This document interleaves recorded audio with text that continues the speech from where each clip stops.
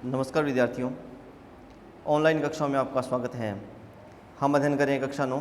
हमारा जो विषय है हिंदी में हमारी जो पाठ्य पुस्तक है क्षितिज, उसका गद्य खंड का जो चौथा अध्याय है जाविर हुसैन, जिन्होंने लिखा है सावरे सपनों की याद। आज आज हम जो है उसके भाग 2 का अध्ययन कर रहे हैं।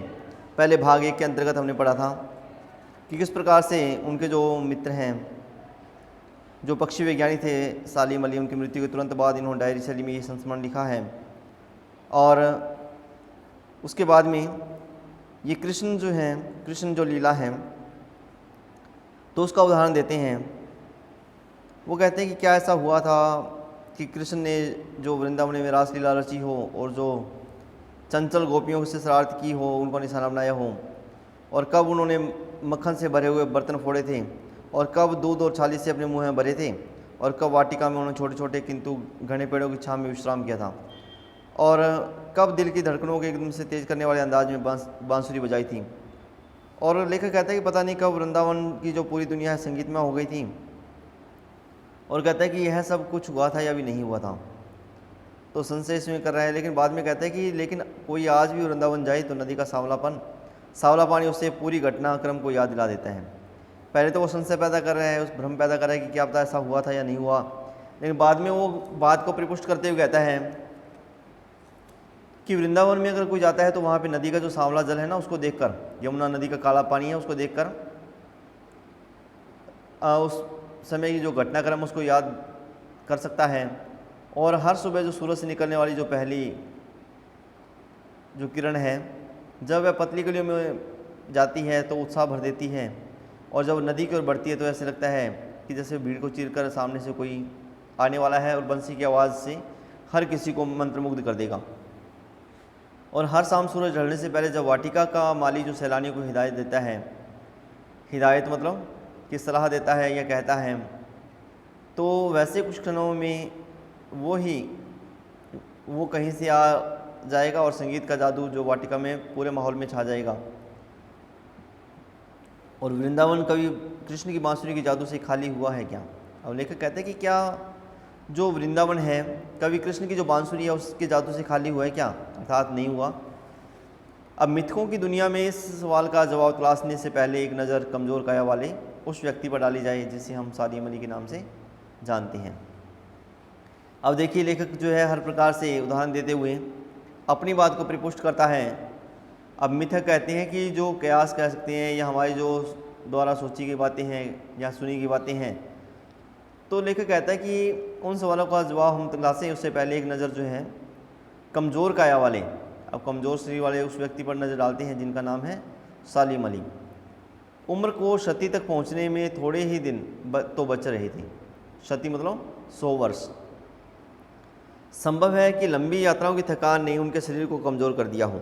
अब लेखक कहता है कि संभवतः हो सकता है कि जो लंबी यात्राएं उन्होंने की थी तो उससे उनका जो शरीर है वो कमज़ोर हो गया हो, लेकिन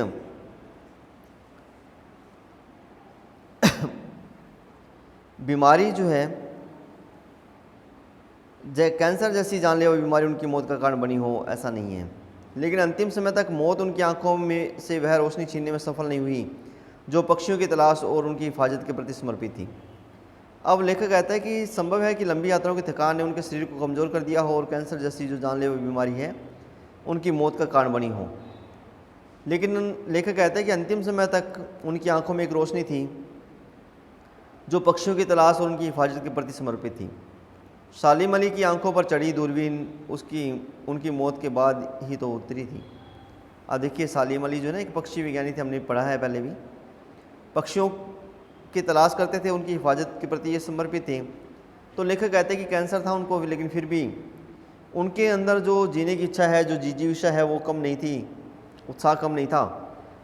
तो लेखक कहता है कि जब उनकी आंखों पे जो चढ़ी हुई दूरबीन है उनकी मौत के बाद ही तो वहाँ उतारी थी, उन जैसा वर्ड वाचर शायद ही कोई होगा। वर्ड वाचर मतलब कि पक्षियों को देखने वाला, जानने वाला शायद ही होगा कोई। लेकिन एकांत क्षणों में सालिम अली बिना दूरबीन भी देखे गए हैं। दूर क्षितिज तक फैली ज़मीन और झुके आसमान को छूने वाले उनकी नज़रों में कुछ कुछ वैसा ही जादू था जो प्रकृति को अपने घेरे में बांध लेता है।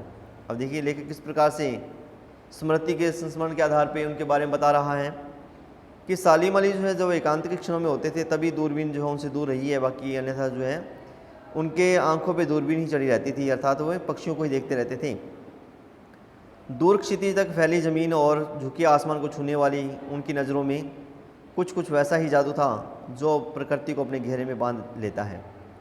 सालिम अली उन लोगों में थे जो प्रकृति के प्रभाव में आने की बजाय प्रकृति को अपने प्रभाव में लाने के कायल होते हैं।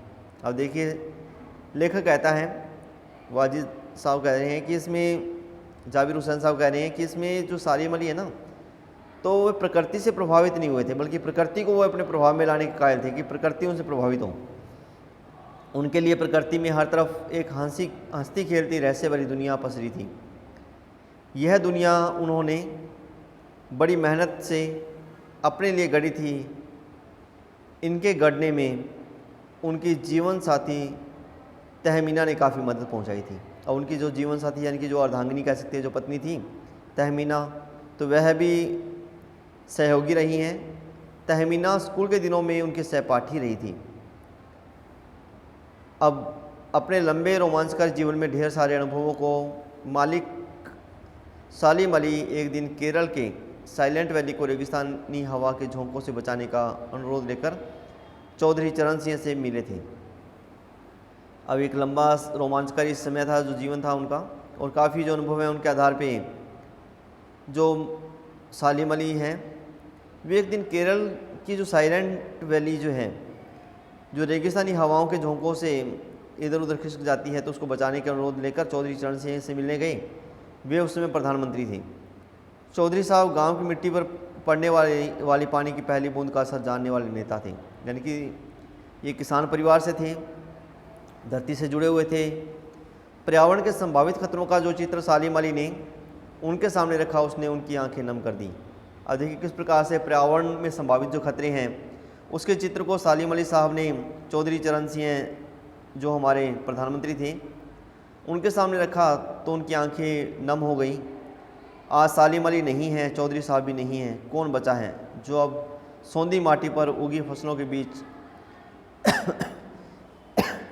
एक नए भारत की नींव रखने का संकल्प लेगा। अब देखिए चौधरी चरण सिंह जो है वो भी प्रकृति प्रेमी थे, किसान परिवार से थे, और जो सालिम अली हैं वो प्रकृति प्रेमी थे, जो वर्ल्ड वाचर है ना वो थे, पक्षियों की हर प्रकार से जो है तलाश करने वाले थे और उनका संरक्षण करने वाले थे। तो लेखक कहते हैं कि ना ही तो आज सालिम अली साहब हैं, ना ही चौधरी साहब हैं। चौधरी साहब यानी कि चौधरी चरण सिंह जी के लिखा गया जो प्रधानमंत्री थे।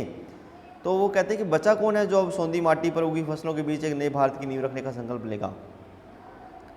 कौन बचा है जो हिमालय और लद्दाख की बर्फीली ज़मीनों पर जीने वाले पक्षियों की वकालत करेगा? अब जो सालिम अली साहब है ना, ये अपने चित्र देख रहे हैं, तो दुबला पतला शरीर है, लेकिन अपना जो जीवन है इन्होंने पक्षियों के लिए अर्पित कर दिया, उनकी हिफाजत के लिए, उनके हर प्रकार की जो सुविधाएं हैं उनके लिए अपने जीवन को अर्पित कर दिया। और हर प्रकार से जो सरकार है, जो शासन था उस समय, तो उनका ध्यान भी आकर्षित करने का प्रयास किया था। तो लेखक इसी कारण से कहते हैं कि अब बर्फीली जो हवाएं चलने वाली जो बर्फीली ज़मीन है, हिमालय की हो चाहे लद्दाख की, तो वहाँ पे जो पक्षी उनकी वकालत कौन करेगा? सालिम अली ने अपनी आत्मकथा का नाम रखा था फॉल ऑफ ए स्पैरो। मुझे याद आ गया D.H. लॉरेंस की मौत के बाद लोगों ने उनकी पत्नी फ्रीडा लॉरेंस से अनुरोध किया कि वह अपने पति के बारे में कुछ लिखे। अब ये सालिम अली है ना, उन्होंने अपनी आत्मकथा लिखी है, उसका नाम है फॉल ऑफ ए स्पैरो। तो इसका उदाहरण दे रही हैं D.H. लॉरेंस के माध्यम से कि उनकी पत्नी से जब फ्रीडा लॉरेंस से अनुरोध किया गया कि वे अपने पति के बारे में कुछ लिखें, तो फ्रीडा चाहती तो ढेर सारी बातें लॉरेंस के बारे में लिख सकती थी, लेकिन उसने कहा मेरे लिए लॉरेंस के बारे में कुछ लिखना असंभव सा है। मुझे महसूस होता है मेरी छत पर बैठने वाली गोरैया लॉरेंस के बारे में ढेर सारी बातें जानती हैं।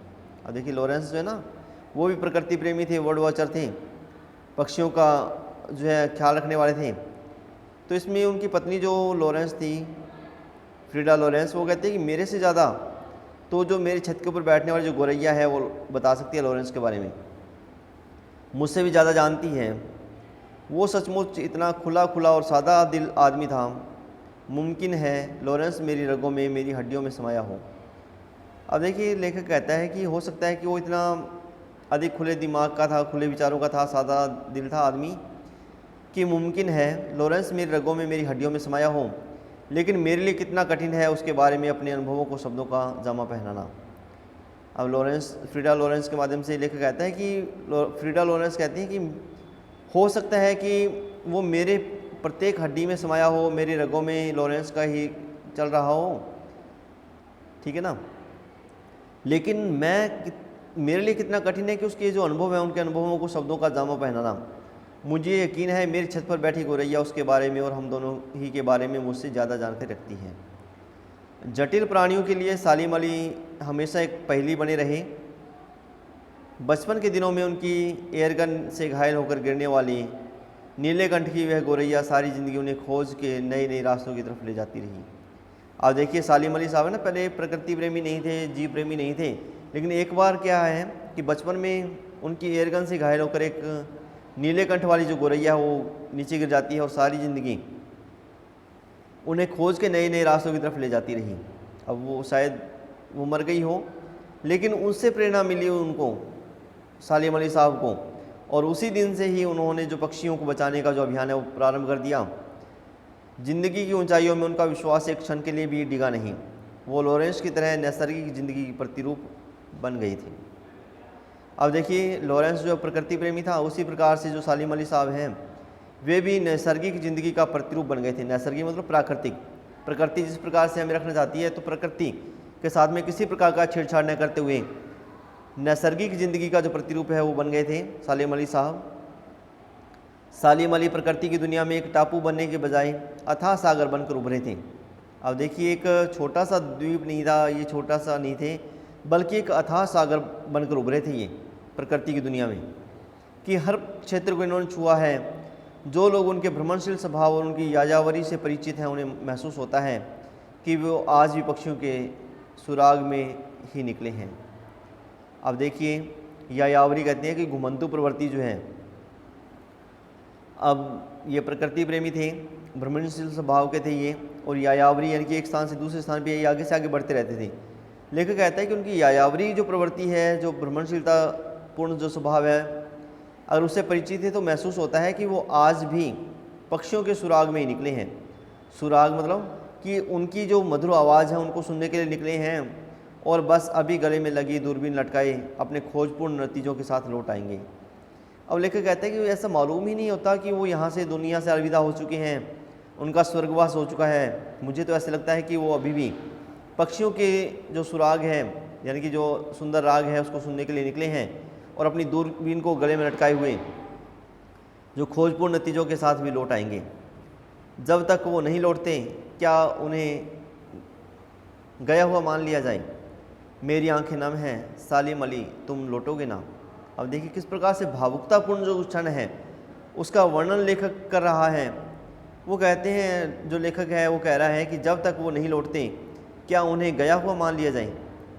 यानी कि वो गए हैं और वापस लौट के आएंगे, जब तक वे लौट के नहीं आते तो उनको गया हुआ मान लें क्या? मेरी आंखें नम हैं, सालिम अली तुम लौटोगे ना। अब देखिए किस प्रकार से वो मार्मिक जो कह सकते हैं, अपने मन को स्पर्श करने वाली जो बात है वो कह रहा है लेखक इसमें, कि लेखक कहता है कि मेरी आंखें नम हैं, आंसू से भरी हुई हैं, और वो हर प्रकार से सालिम अली के लौटने के लिए आह्वान कर रही हैं कि हे सालिम अली तुम लौटोगे ना। अब देखिए, एक प्रकार का प्रश्न जो है वो छोड़ा जा रहा है कि तुम पुनः लौटोगे किसी न किसी रूप में, तो किसी जीव विज्ञानी के रूप में जिसने कि पक्षियों की पैरवी की है, हर प्रकार से वकालत की है, तो क्या तुम पुनः लौटोगे? तो ये था हमारा चौथा अध्याय, जाबिर हुसैन द्वारा लिखा गया, जिसमें सालिम अली साहब की जो स्मरण है, जो सपना है, जो सांवले सपनों की याद के माध्यम से, स्मरण के माध्यम से जो सालिम अली साहब हैं उनके बारे में बताया गया है। तो ये था जाबिर हुसैन द्वारा लिखा गया सांवले सपनों की याद, जिसका आज हमने अध्ययन किया है। तो आज हमारा ये अध्याय पूर्ण हुआ। तो इसी के साथ ही धन्यवाद।